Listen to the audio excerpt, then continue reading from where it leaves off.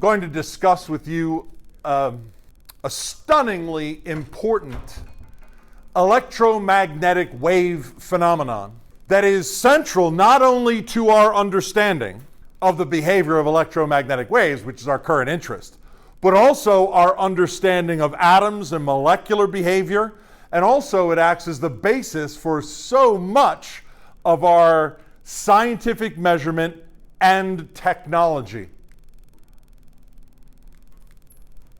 The principle in question is known as interference, which is a property of electromagnetic waves and also the sound waves and rope waves and ocean waves. This is general wave behavior, even though today I'm going to be most interested in the electromagnetic aspects of it.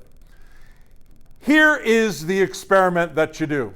You start out with a source of monochromatic light. What I mean by monochromatic light basically is one color. For example, I have in my possession here, I moved it, I have a laser pointer that shoots light, and if you see the laser pointer on the board there, it's a particular color. A laser is an excellent example of monochromatic light. It's not the only example, but it's a very good, because it's red. Yes, but if I were to investigate the wavelength of all of that light, no matter how I care to go about it, it's one very specific wavelength of light. Mono, meaning one, chromatic, color. So I take some monochromatic light like a laser, and I shine it through sort of a card here that has two slits in it. Why on earth would you do that? Well, that's a fair question, but if you're mucking about in a laboratory investigating with light, eventually you're going to get around to shining light on things and seeing if you get effects. These two slits are shown to be very far apart from each other in the diagram so that you can see them. When demonstrated, shining a laser light through, the slits are very fine, that is, the slits themselves are very narrow, and they're very close together. Because the wavelength of the light is very small, on the order of nanometers, and so the slit size has to be sort of comparable to the wavelength. The reason why, as a thing is already discussed, is that electromagnetic waves interact with matter according to size. And so the slits have to be very small indeed. But what happens is the light shines through, and on the screen, instead of getting a dot, as I do if I just shine my laser pointer directly at the screen, I just get a dot, I get this pattern of light and dark patches on the screen that are called an interference pattern. It's almost as if, it is not, but it's almost as if these slits in the card here have somehow sliced the light up into bright and dark bands. The thing that's strange about it is if I were to do this, I might expect, before turning the laser on, that I would get some sort of smeared out band of light here. That is, the light would go through and the slits would mess it up and make it all squishy, so it wouldn't be a nice dot when it got to the other side. It would just kind of be a splatter of light. But instead, I get bright spots and dark spots. So the fundamental question about this phenomenon is, how can light plus light add up to darkness? Because when light arrives, it brings with it a certain amount of energy associated with the electromagnetic waves, light. And so if I get light and light, I put it together, so you get more energy, lots of energy. But there are spots on the screen where I get nothing at all. Light, it seems, can cancel itself out through the process that we call superposition. Now here, in this example here labeled A, I see a wave-like sort of shape. In fact, it appears to be one wavelength of the wave. Again, sound waves, ocean waves, rope waves. In this case, electromagnetic waves. So it's a wave of electric field, a wave of electric field. And the way they're arranged here, two separate waves of light, the high points, might say the peaks of the wave, are lined up. And then as I go along, the troughs are lined up. These two waves are lined up. We say that the technical term is they are in phase with each other. They might not have told you, but the argument of a sine or cosine function in math class is called the phase. Well, these are in phase. They're all nice and lined up. And when they're lined up, what do you get? Well, you get algebraic addition is what you get. It's just that simple. The peaks add up to a larger peak, and the troughs add up to a larger trough.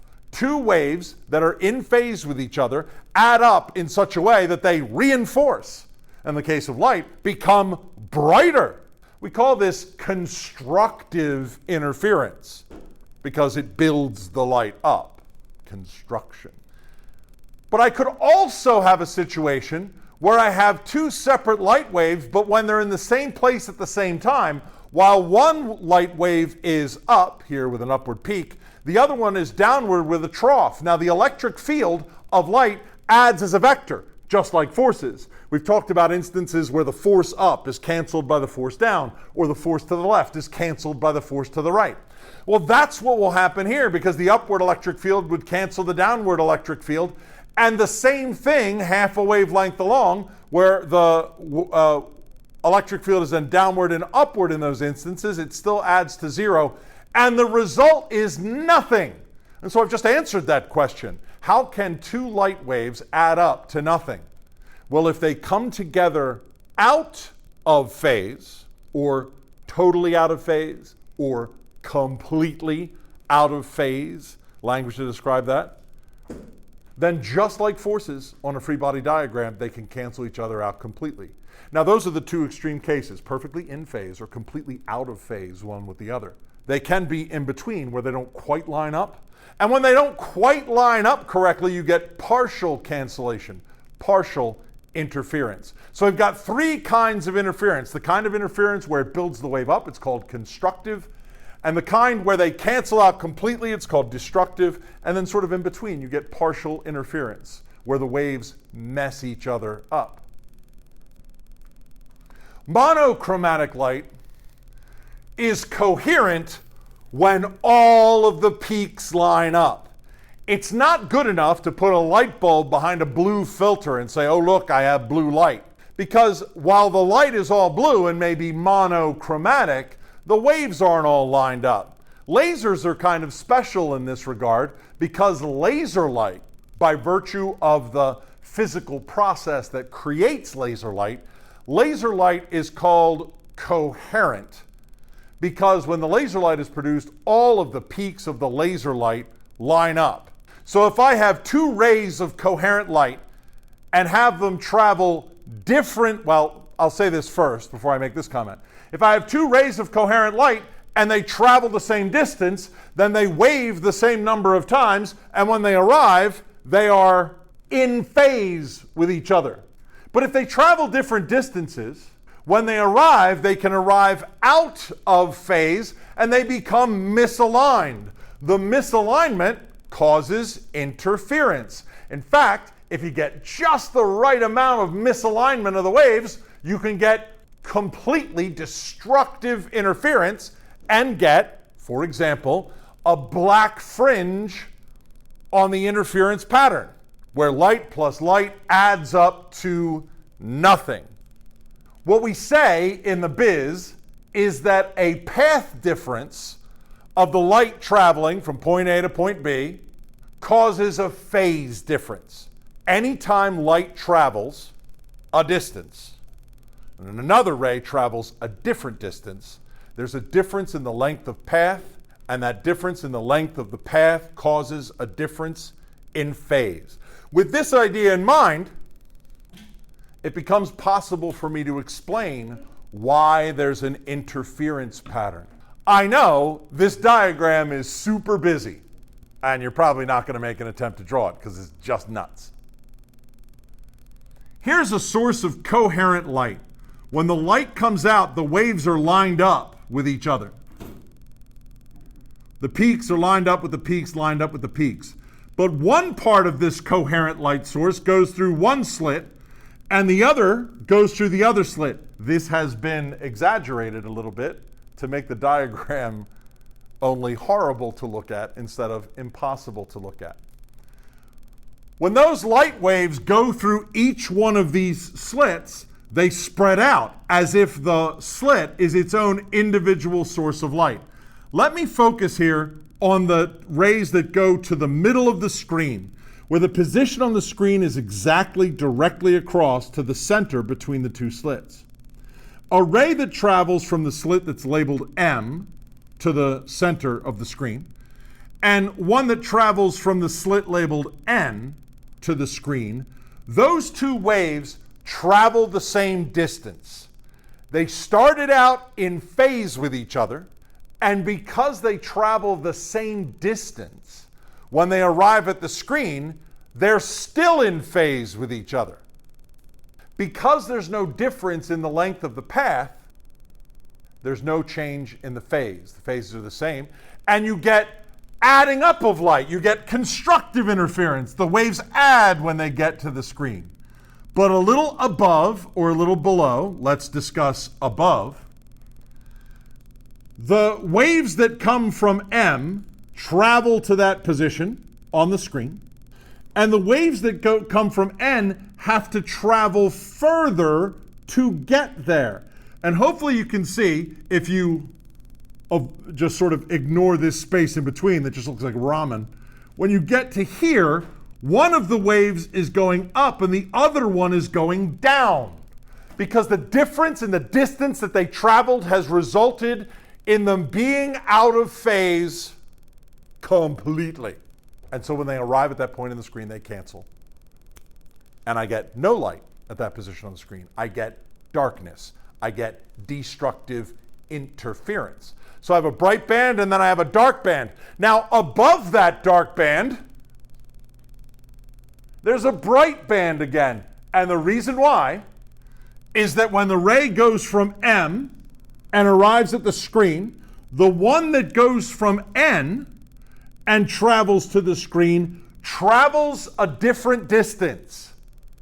But it travels so great a distance that along the way it gets out of phase, and then it travels even further and gets back into phase again. So as they travel, they go out of phase, but there's enough path difference to account for a whole wavelength of phase. They shift out, but they go so far they come back in again, and I get constructive interference again. And that is how we explain the interference pattern that appears on the screen. At some points, the two waves arrive lined up, and at other points, they arrive out of step with each other, and the result is what we call the interference pattern. Now, I know you might say, gosh, it must be true that only scientists give a damn about this. Well, that's only partially true. I'm going to give you a very good reason why we care about this. All I need now is for us to appreciate that in this experiment, which, by the way, I didn't say to this point, embarrassing me, it's called Young's double slit experiment. We see this interference pattern, and when we see it, we go, well, that's interesting. And then we think of an explanation, and I've come up with one, that the difference in path results in a difference in phase, which creates the interference pattern. Yeah, but what's it for? What good is it? Well, firstly, I can use interference to explain a lot of phenomenon that I encounter in nature, and then I can put it to practical purpose. Here is a practical purpose that you've heard of. It's surprising even to me the number of times that I've referenced biology recently. Particularly, I led the whole thing off by saying sunlight contains energy, and that was a mystery. And I know that it does because my biology teacher told me that plants get their energy from sunlight. Shiley, what do you mean energy? Well, in the case of the plant, I mean the chemical potential energy of all those molecules that go on in the cellular processes. In the case of waves, electromagnetic waves, I mean the energy associated with the electric field of the wave. Well, waves will constructively interfere when the path difference is equal to an integer multiple of the wavelength. I dropped this equation in. I couldn't help myself. Are you ever going to need to calculate this? Not likely. The point is there's math. That's why I put the equation on the slide. Of course, you know, and I've said this a dozen times, we could put a montage together of this. I always take an idea or an observation of nature and I turn it into math. D is the distance between the slits. There we go. D is the distance between the slits. The sine of theta is the angle to the point of the screen that you're looking at. In order to get a dark interference strip or band of dark interference, I had to sort of go up at an angle to the screen. That angle is theta. M is an integer, 0, 1, 2, 3, and so on. And lambda is the wavelength of light. because the light is monochromatic and coherent, it all has the same wavelength. So there's one wavelength of the light. Here's the thing. If I can create an instance in the laboratory where coherent light that I know the wavelength of produces an interference pattern, I can measure the sizes on the interference pattern as long as the sizes are comparable to the wavelength of the light that I'm using, and I can measure D. So if I know the wavelength and I can do the geometry, I can I can figure out all of the distances. This picture right here was a photograph that was taken by a very famous woman, one of about a zillion photographs she took, by the way, of X-rays. So X-rays, very high frequency light, right? Very high frequency, high energy, small wavelength. X-rays, very small wavelength, used to measure very small things. Rosalind Franklin shined X-rays on molecules that were found inside of every human cell, every plant cell, every animal cell, every biological cell. Not every biological cell, nearly all biological cells. Doesn't it though? Rosalind's very clever. And then two cats named Watson and Crick did a whole bunch of math and determined the helical structure of the DNA molecule. How do they know that a DNA molecule that you can't see, can't smell, can't taste, can't touch, how do they know that it's shaped that way? Well, they measured the shape of it by shining X-rays on it and measuring not the molecule itself, but the pattern, in a sense, the shadow that the molecule makes when coherent X-rays pass through the molecule. If you're imagining that sounds super clever and difficult to do, you are 100% right. The science of interference aside, the sociological impact of the interference effect and how we can leverage it to discover the deeper nature of our genetics, which helps us fantastically in the context of medical advances and all of those things, but also our ability to advance technologically, because so much of our technology gets smaller and smaller and smaller. For example, we build microchips now that are so tiny that your phone is basically a little supercomputer in your hand, because those structures have been made so small. Well, at some point they get so small, you can't measure them without using interference effects. And it turns out on the atomic scale and beyond, when I'm talking about the behavior of subatomic particles, this is the nature of that behavior. And it's sort of the basis of a field of physics known as quantum mechanics that we won't discuss at any length, but it's the strange behavior of light and matter at very, very, very small scales. So Watson and Crick did the math based on Rosalind Franklin's beautiful X-ray pictures of the helical structure of DNA, and that is what it's good for. There's another phenomenon that this diagram is not exciting, but I'm going to explain to you now a phenomenon that you see in your everyday life often. And I'm going to give it an explanation now, just to connect this idea of interference of light according to wavelength. So imagine that I have a situation where there's a water, perhaps it's a puddle, and perhaps it's a puddle in the street. So what I get is a sheen of gasoline and oil that sits on top of it. A little bit environmentally unfortunate. But imagine that I shine blue wavelength light. I just chose blue. Doesn't have to be blue. In fact, it could be sunlight that contains within it all colors. But let's just consider the blue for the moment. So the blue light comes in, and here, this blue light is coherent. It's nice and lined up. It came from the sun, perhaps? That's why it's so well organized. It traveled through all that space to get here. Nice lined up blue light, and it hits the surface. Now, when it hits the surface, part of the light reflects, angle of incidence equal to angle of reflection, reflects immediately.